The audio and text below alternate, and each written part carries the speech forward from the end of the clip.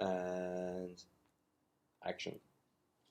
So today is Thursday, the 12th of March 2020, the year of the coronavirus. So this is going to be maybe part one of a coronavirus series, as what has now, as of last night, been labeled as a global pandemic by the World Health Organization, as this rolls into the motherland that is Royal Britannia, the UK.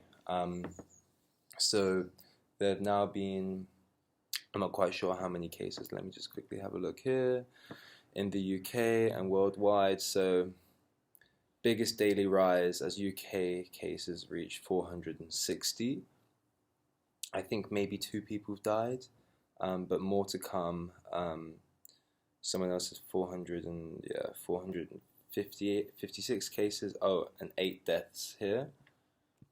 18 recoveries. So 8 deaths and 18 recoveries. That's not very good, but it looks like it's just about to peak. Well, it's just about to hit us and be significant. So as of this morning when I woke up, flights between the US and all of Europe have been cancelled, apart from flights that go from the UK to America. That route hasn't been cancelled yet, but it probably will be soon. Also, I guess what that means in some ways is that anybody in Europe who wants to go to the States, they're just going to come to the UK anyway. So it'll be interesting to see what we do with our border policies, because we've been quite late to react. You see, we were at like the same stage as like Germany and France, but they started introducing some more like precautionary mitigation procedures and stuff where we didn't. For example, at mass gatherings, I just watched the highlights of PSG versus Borussia Dortmund in round 16 of the Champions League in Paris, and there were no fans there. Obviously, the whole of Italy is in like shutdown mode. One game got called off the other day. It was Man City versus Arsenal. That game got called off, but we haven't had any games behind closed doors yet, so that's got to happen soon. And yeah, who knows what's going to happen now. It all feels a little bit surreal. It doesn't feel like it's here yet. It doesn't feel like it's at home. So I think everyone kind of wants, everyone's like, bring it on. Like, everyone wants to see what the fuck's about to happen. Also, I think like a lot of people are kind of like unhappy and don't want to be doing the work that they're doing. And everybody's looking for like this universal excuse to take time off without really understanding. I mean, there's so much uncertainty around the whole situation.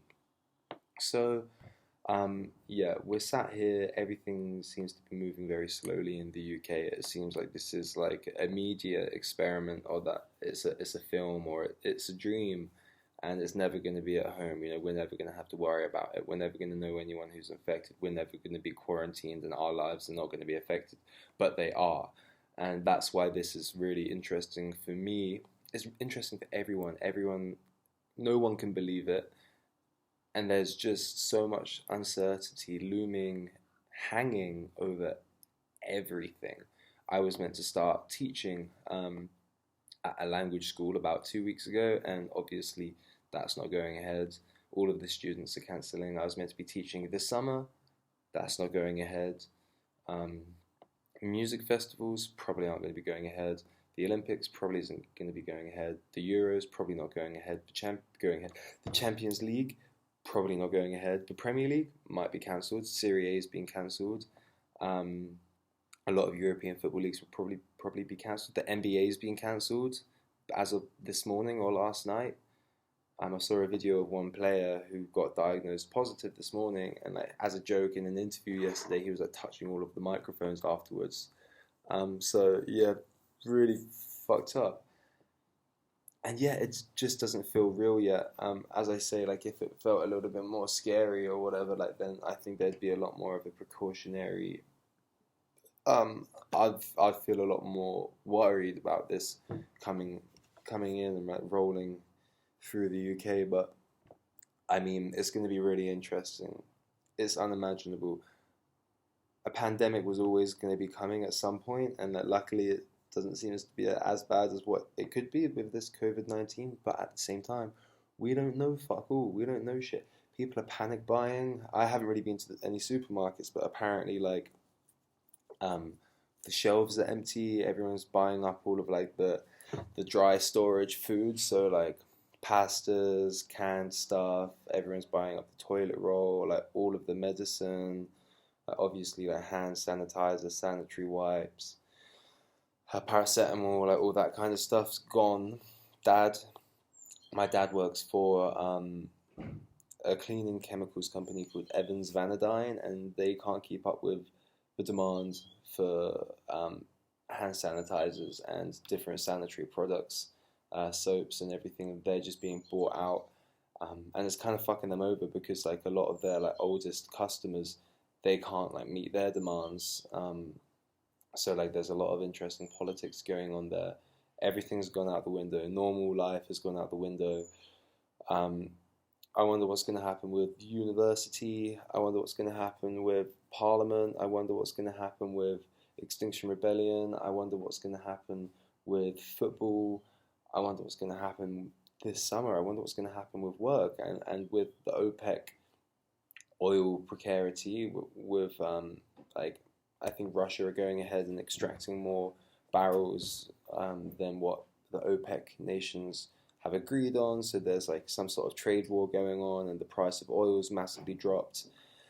And yeah, who knows? Maybe there's that simultaneously with coronavirus. Maybe we're going to be falling into like a really deep financial crash that nobody's ready for, that nobody expected, because this could, we don't know how far this is going to go. We don't know how deep it's going to go.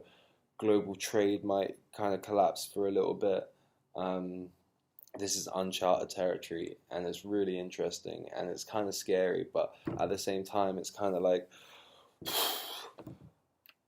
bring it on, but I'm not going to be saying that when it's closer to home, so very conflicted. The adrenaline's definitely pumping through the veins of British society at the moment, especially amongst young people. And yeah, nobody knows. Whenever the like World Health Organization or any professional comes out to talk about it, all they say afterwards is like, yeah, so basically we're gonna do this and this and this. This is fucked up like this, but at the end of the day, this situation's ever changing, and we don't know what's about to happen. So when the professionals don't know what's going on, that's reassuring, isn't it? Um, and yeah, so the only thing I would say is that the people that are bulk buying at the moment, pussy holes, and I guess they're making things worse because food banks can't get the food that they need. Um, People that actually need hand sanitizer, people that need face masks, and people that need these kind of like precautionary and preventative, products can't get them because these other people are stockpiling. So then the people that need them can't have them, and then the situation gets worse. So the people that are like stocking up and stuff aren't really helping the situation at all. It's more of like a very selfish reaction to the whole situation. And also in the UK, it doesn't seem like we're taking enough precaution. We can see the lag phase, we can see the trends, we can see the patterns, and we know it's going to come here. And yet the government seem very reluctant to disrupt business as usual. For what reasons? I don't know. Maybe they want to keep trade going for as long as possible for the economy, or they want to make the UK look somehow like divinely unable to get this bug. We want to seem like we're somehow immune and like better biologically than the rest of the world, which is just going to come back to bite us in the ass. And yeah, what else was there? I can't remember. I feel like there was another big point, but anyway, it's crazy. It's coming. Corona 2019, 2020, COVID-19. So it actually did come out in 2019, where it escaped from. Maybe it was transmitted from bat to human in an animal market in Wuhan, China. Nobody really knows.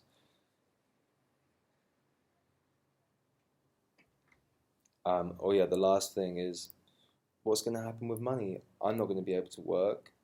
I don't have any of this teaching work this summer, so I'm losing a lot of money. Toza, my friend in his final year of medicine. He's doing a medicine degree in London. He's about to become a doctor, and he's got his final exams coming up. And then he goes away on an elective, so he gets like his last time away, like prolonged time away from the UK and the NHS for a while. But maybe that's all going to have to be scrapped, and he's going to be thrown into the deep end in the hospital.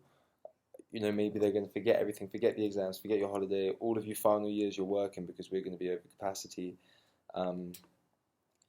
Look, but like so many people are going to have their jobs disrupted. So many events are going to be cancelled, like the whole gig economy, all this precarious labor, 0 hour contracts, and not even that.